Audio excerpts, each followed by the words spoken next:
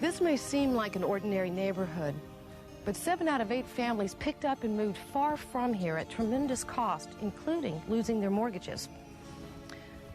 I wonder what really happened to drive them all away.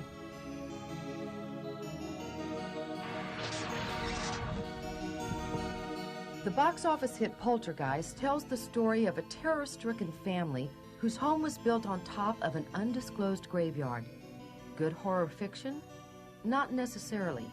During the same time the movie was released, these silver screen nightmares became reality for residents in a Texas subdivision. Their story began in 1981 when Ben and Jean Williams moved into their dream home, a newly constructed house in this brand new subdivision. Shortly after settling in, however, a strange feeling crept over them. At first, the feeling manifested itself slowly as mere oddities. Hundreds of ants invading the house, snakes slithering through the floorboards, plants not growing, and unusual sink spots in the yard that couldn't be filled in. Then other things began. Toilets flushing on their own, the garage door opening and closing by itself, unexplained noises and images, none of which had a logical explanation. At first, neither Jean nor Bill talked about what was happening or what could be causing it, although each had their own private thoughts. Thoughts that frightened and bewildered them, once too bizarre to even contemplate. It was as if their house were taking on a life of its own. Run by what? Ghosts? But why? How? Houses built in the Newport subdivision were built on what was once McKinney family land. The McKinneys are no longer living, but at one time they were wealthy landowners with a huge plantation and countless slaves. I just knew there was some slaves buried down. That's what I heard. Slaves buried back in there. We spoke with Freddie Eagleton, the oldest living resident of Barrett Station. Yeah, I've been here all my life. He confirmed there were no grave markers in that area. The place was owned by Will McKinney, and he let, our folks bury up in here for a long time, The site of these unmarked graves became known as Black Hope Cemetery. John Armstrong, the grandson of Harrison Barrett, founder of Barrett Station, showed us the place. So do you have firsthand knowledge of the fact that in that Newport area there were actually people buried there? That's true. That's true. Descendants of the slaves of the McKinneys live here in Barrett Station, not far from Crosby. They remember Black Hope Cemetery. Some of their relatives are buried there.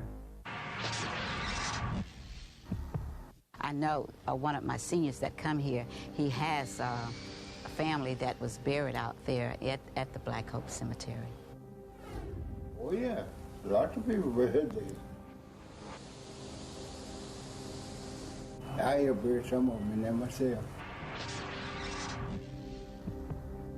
We spoke with Keith Krizak, whose father Daniel owned White Cemetery during this time, one of the few established cemeteries in the area. I asked if he thought it was possible to have these homes built on top of a graveyard. Folks are buried back there, and it's the cemetery. Just no one knew that there was a cemetery back there at all when they developed the area.